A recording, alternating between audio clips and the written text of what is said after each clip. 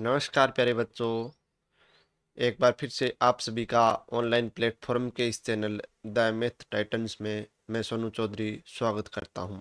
तो आज के इस वीडियो में हम कक्षा 10 की गणित विषय की पाठ्य पुस्तक के अध्याय 2 जिसका नाम है बहुपद, तो इसके बारे में हम पढ़ने वाले हैं। पिछले वीडियोज में हमने प्रश्नावली एक वास्तविक संख्याएं जो है उनका हल है वो ज्ञात किया था और समझा था।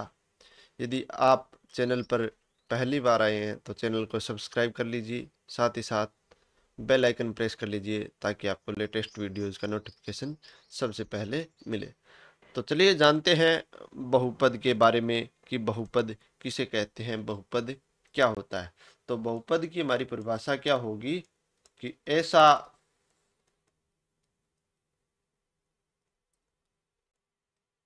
बीजीय व्यंजक जिसमें अचर, चर तथा चरों के घातांक परस्पर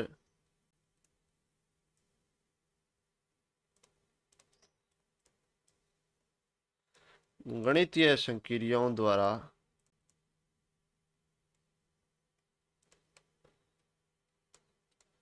जुड़े हुए हो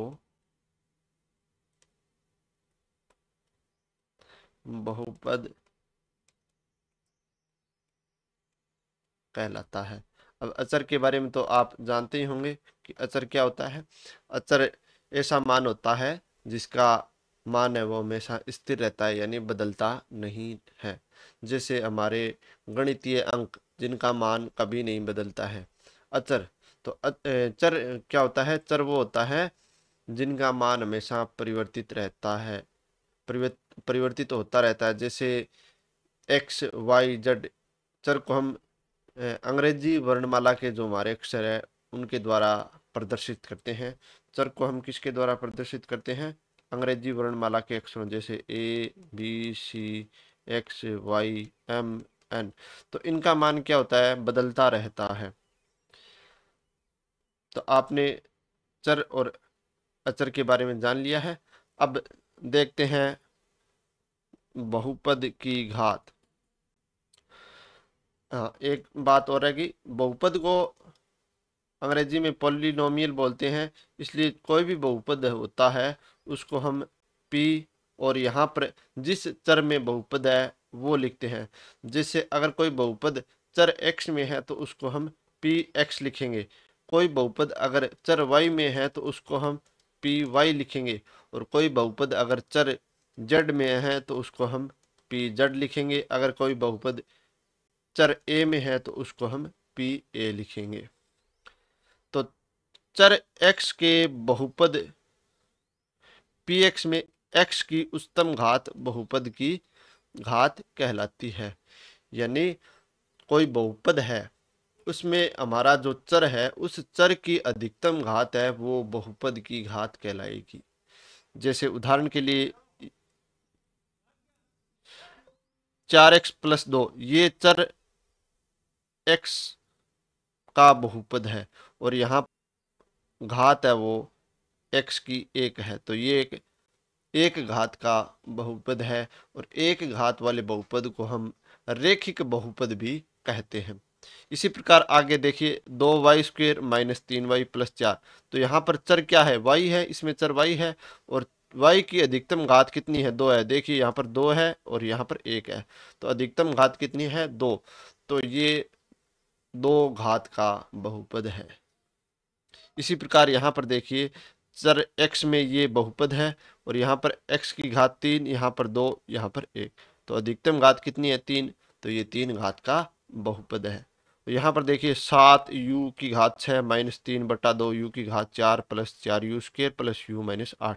तो यहाँ पर चर u में ये बहुपद है और यहाँ पर बहुपद की जो चर की जो अधिकतम घात है वो कितनी है? 6 है। तो ये 6 घात का बहुपद है। अब देखिए व्यंजक 1/x-1 √x+2 1/x² + 2x + 3 इत्यादि बहुपद नहीं है। अब बहुपद नहीं होने का कारण क्या है कि यहाँ पर जो चर की घात है वो क्या है, ऋणात्मक है या पूर्णांक में नहीं है, यानी पूर्ण घात नहीं है, तो इसलिए ये बहुपद नहीं है। तो बहुपद होने के लिए आवश्यक शर्त क्या है कि घात है वो भिन्न नहीं होनी चाहिए, साथ ही साथ चर की घात है वो क्या नहीं होनी चाहिए, ऋणात्मक नहीं होनी चाहिए, इसलिए ये क्या नहीं है, बहुपद नहीं है। घात एक के बहुपद को रैखिक बहुपद कहते हैं। कोई भी बहुपद जिसकी अधिकतम घात एक हो तो उस बहुपद को हम रैखिक बहुपद कहेंगे। जिस बहुपद की घात दो हो तो उस घात को हम द्विघात बहुपद कहेंगे, और जिस बहुपद की घात तीन हो उस बहुपद को हम त्रिघात बहुपद कहेंगे। और इस प्रकार बहुपदों की घात बढ़ने पर नाम भी हम आगे लिखते जाएंगे। उदाहरण के लिए 2x-3 under root 3x+5 y plus under root 2x-2/11 3z+4 2/3 u+1 इत्यादि सभी रैखिक बहुपद है, क्योंकि यहाँ पर जो भी चर है, जैसे यहाँ पर x है, यहाँ पर x है, यहाँ पर y है, यहाँ पर x है, यहाँ पर z है और यहाँ पर u है, सभी की घात कितनी है, एक है, तो इसलिए ये रैखिक बहुपद है। अब आगे देखिए, ये एक बहुपद दे रखा है हमें, तो यहाँ पर घात दो दे दी, तो ये कौन सा बहुपद हो गया, द्विघात बहुपद। यहाँ पर घात तीन दे दी इस बहुपद में, तो ये त्रिघात बहुपद। तो घात दो के बहुपद को द्विघात बहुपद कहते हैं। अब देखिए यहाँ पर ये हमारा बहुपद है, तो यहाँ पर चर x में घात दो है, इस बहुपद में भी चर y की घात दो है, इस बहुपद में चर x की घात दो है, इस बहुपद में चर u की घात दो है, और इस बहुपद में चर v की घात दो है, और इस बहुपद में चर z की घात दो है। तो ये द्विघात बहुपद के उदाहरण है। अब तीन घात वाला बहुपद क्या कहलाएगा, त्रिघात बहुपद। और उदाहरण देखिए यहाँ पर 2x-3, तो यहाँ पर घात तीन है, यहाँ पर भी घात तीन है चर x की, यहाँ पर भी चर x की घात तीन है, और इस पूरे बहुपद में चर x की घात तीन है। इसी प्रकार आगे इस बहुपद में चर x की घात तीन है। तो इस प्रकार हमने बहुपदों के जो प्रकार है उनके बारे में पढ़ा। चलिए आगे बढ़ते हैं और आगे हमारे जो महत्वपूर्ण टर्म्स हैं उनको भी देख लेते हैं। हमारा द्विघात, चलिए व्यापक रूप देख लेते हैं, रैखिक बहुपद का व्यापक रूप। तो कोई भी रैखिक बहुपद होता है उसका व्यापक रूप क्या होता है, ax+b। इसी प्रकार हमारा जो द्विघात बहुपद है तो उसका व्यापक रूप क्या होगा, द्विघात बहुपद का व्यापक रूप होगा px बराबर ax² plus bx plus c। इसी प्रकार त्रिघात बहुपद का व्यापक रूप। तो हमारी इस प्रश्नावली में हमें सिर्फ रैखिक बहुपद और द्विघात बहुपद के बारे में पढ़ना है, त्रिघात बहुपद के बारे में नहीं पढ़ना है। लेकिन फिर भी मैं आपको त्रिघात बहुपद का व्यापक रूप बता देता हूँ। वो क्या होता है, ax3 प्लस bx की घात 2 प्लस cx+d। अब देखिए यहाँ पर a b c d, यहाँ पर a b c d ये क्या है, ये हैं हमारे अचर। यहाँ पर a b c d चर नहीं है, यहाँ पर क्या है, अचर, और जो क्या है, वास्तविक संख्याएं।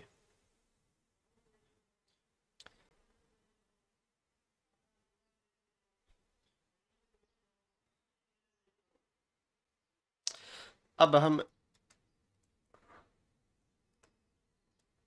बहुपद के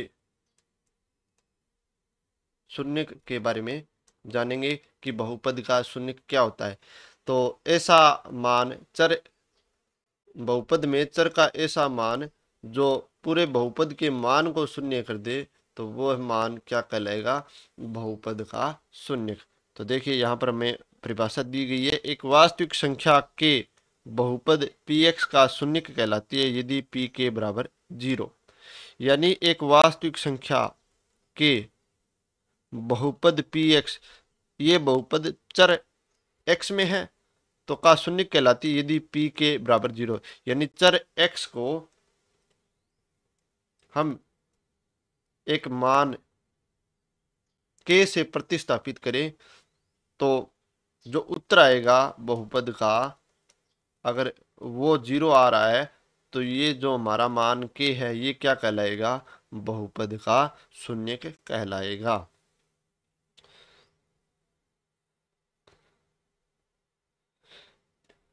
यदि px बराबर ax प्लस b का एक शून्यक k है तो p के, यहाँ पर देखिए हमने क्या किया, x की जगह मान रख दिया k, यानी a k प्लस b बराबर 0।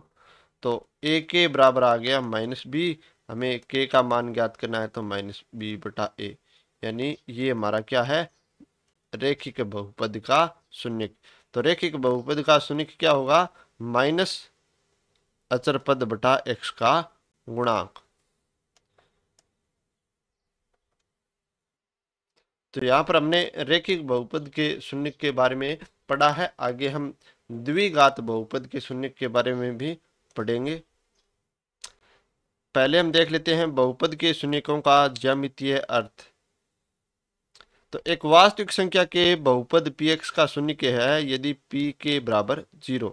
अब इसका ज्यामितीय अर्थ देखेंगे कि एक रेखिक बहुपद ax प्लस b, जहां पर a 0 के बराबर नहीं है, अगर a 0 के बराबर हो गया तो ये हमारा रेखिक बहुपद रहेगा ही नहीं, के लिए y बराबर ax प्लस b का ग्राफ एक सरल रेखा है जो x अक्ष को ठीक एक बिंदु माइनस बी बटा a, 0 पर प्रतिच्छेद करती है। अतः रेखिक बहुपद ax प्लस b जहां a बराबर नहीं है 0 का केवल एक शून्यक है जो उस बिंदु का x निर्देशांक है जहां y बराबर ax प्लस b का ग्राफ x अक्ष को प्रतिच्छेद करता है। तो इस लाइन को आप हाईलाइट कर लीजिए, रेखिक बहुपद ax प्लस b का केवल एक शून्यक है जो उस बिंदु का x निर्देशांक है जहां y बराबर ax प्लस b का ग्राफ x अक्ष को प्रतिच्छेद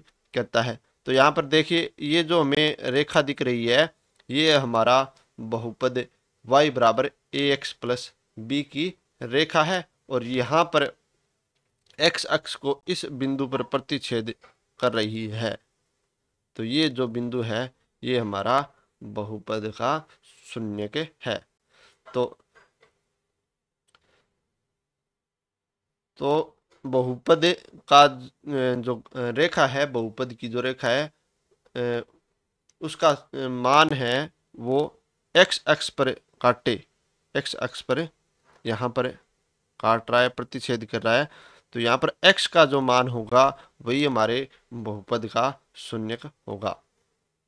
अब हम द्विघात बहुपद से संबंधित ज्यामितीय अर्थ के बारे में देखेंगे कि किसी द्विघात बहुपद ax square bx plus c, तो ये हमारा ax square plus bx plus c ये क्या है, द्विघात बहुपद का व्यापक रूप है के लिए संगत समीकरण। तो यहाँ पर px ये बहुपद का व्यापक रूप है, px को हम लिख दिया, हमने लिख दिया y बराबर ax square plus bx plus c के ग्राफ का आकार या तो ऊपर की ओर खुला यानी इस तरह से या नीचे की ओर खुला इस तरह का होगा, जो इस पर निर्भर करेगा कि a का मान 0 से बड़ा है या a का मान 0 से छोटा। तो इन वक्रों को परवलय कहते हैं। तो ये हमारे बहुपद ax square plus bx plus c का ग्राफ है जिसका आकार क्या है, ऊपर की ओर खुला। क्यों, क्योंकि यहाँ पर देखिए ये इस द्विघात बहुपद का ग्राफ है और यहाँ पर a का मान यानी a का मान क्या है, 0 से बड़ा है, 0 से बड़ा है तो ऊपर की ओर खुलेगा इस प्रकार। तो यहाँ पर भी क्या होगा, बहुपद का शून्यक क्या होगा, उन बिंदुओं के निर्देशांक होंगे जहां पर y का जो ग्राफ है वो x अक्ष को प्रतिच्छेद कर रहा है। तो इस प्रकार द्विघात बहुपद के शून्य उन बिंदुओं के x निर्देशांक है जहां बहुपद का ग्राफ x अक्ष को प्रतिच्छेद करता है। तो समझ में आ गया होगा कि किसी द्विघात बहुपद के लिए शून्यकों के ज्यामितीय अर्थ का मतलब क्या है कि इसका मतलब है कि द्विघात बहुपद के शून्यक द्विघात, इस लाइन को अंडरलाइन कर लीजिए, द्विघात बहुपद X square plus B X plus C के शून्यक उन बिंदुओं के x निर्देशांक है जहां बहुपद y बराबर एक्स के A X square plus B X plus C को निरूपित करने वाला परवलय x अक्ष को प्रतिच्छेद करता है। चलिए आगे देखते हैं। व्यापक रूप में घात n के दिए गए बहुपद px के लिए y बराबर px का ग्राफ x अक्ष को अधिक से अधिक n बिंदुओं पर प्रतिच्छेद करता है। अतः घात n के किसी बहुपद के अधिक से अधिक n शून्य होते हैं। यानी n घात का बहुपद है तो उसके शून्यक भी कितने होंगे? n। अगर किसी बहुपद की घात 5 है तो उस बहुपद के शून्यक 5 होंगे। तो यहाँ पर देखिए हमें ये उदाहरण दिया गया है और ग्राफ से प्रत्येक के लिए बहुपदों के शून्यकों की संख्या ज्ञात करनी है। तो यहाँ पर ये देखिए ग्राफ x अक्ष को कितनी बार प्रतिच्छेद कर रहा है? एक बार। तो इसका शून्य कितना है? एक।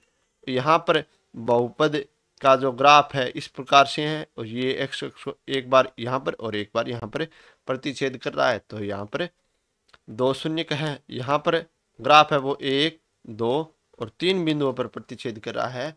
तो इस बहुपद के जो शून्य है वो कितने? 3। और यहाँ पर देखिए 2 बार प्रतिच्छेद नहीं कर रहा है। कितनी बार कर रहा है? x अक्ष को एक बार ही कर रहा है यहाँ पर। तो इसके लिए शून्य 1 और यहाँ पर सिर्फ सप्रस कर रहा है तो भी क्या होंगे? बहुपद का एक शून्य होगा। यहाँ पर 1, 2, 3 और 4 4 बार प्रतिच्छेद कर रहा है। तो यहाँ पर बहुपद के शून्य के कितने होंगे? 4 होंगे। चलिए आगे देखते हैं। आगे हम प्रश्नावली 2.1 के जो हमारे प्रश्न हैं उनका हल ज्ञात करते हैं। किसी बहुपद px के लिए y बराबर px का ग्राफ नीचे आकृति में दिया गया है। प्रत्येक स्थिति में px के शून्यकों की संख्या ज्ञात कीजिए। तो हमें शून्यकों की संख्या बतानी है। तो पहले में देखिए शून्यकों की संख्या कितनी है? तो यहाँ पर बहुपद का जो ग्राफ है, जो लाइन है, वो x x को प्रतिच्छेद ना करके y x को प्रतिच्छेद कर रही है इस बिंदु पर। तो इसलिए इसके शून्यकों की संख्या कितनी है? शून्य है। शून्यकों की संख्या 0 है क्योंकि ग्राफ x अक्ष को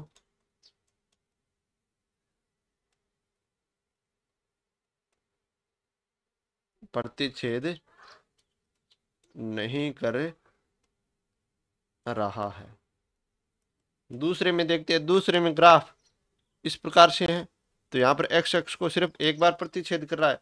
तो शून्यकों की संख्या कितनी है? शून्यकों की संख्या है वो 1। शून्यकों की संख्या 1 है क्योंकि ग्राफ x अक्ष को एक बिंदु पर प्रतिच्छेद कर रहा है। आगे तीसरे में देखते हैं। यहाँ पर 1, 2 और 3 तीन बिंदुओं पर प्रतिच्छेद कर रहा है। तो शून्य कितने होंगे? 3। तो शून्यकों की संख्या 3 है क्योंकि ग्राफ x अक्ष को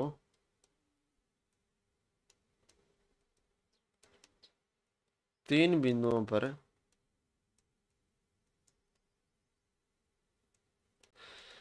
प्रतिच्छेद कर रहा है। आगे चौथे में, तो चौथे में यहाँ पर दो बिंदुओं पर प्रतिच्छेद कर रहा है। एक बिंदु ये हो गया और दूसरा ये वाला हो गया। तो शून्यकों की संख्या कितनी है? 2 है। शून्यकों की संख्या 2 है, क्योंकि ग्राफ एक्स अक्ष को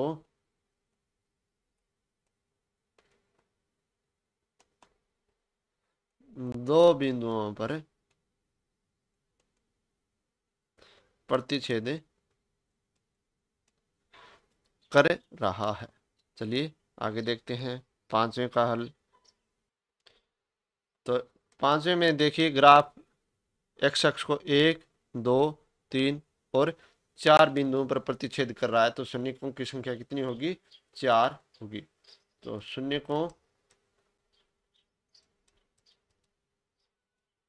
की संख्या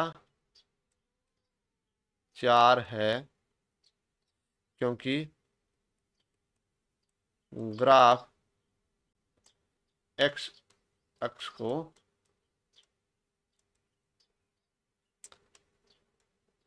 चार बिंदुओं पर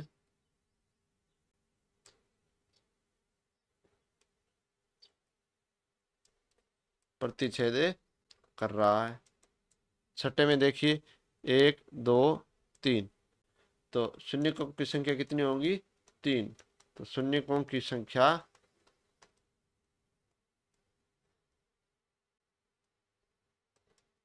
3 है, क्योंकि ग्राफ एक्स अक्ष को 3 बिंदुओं पर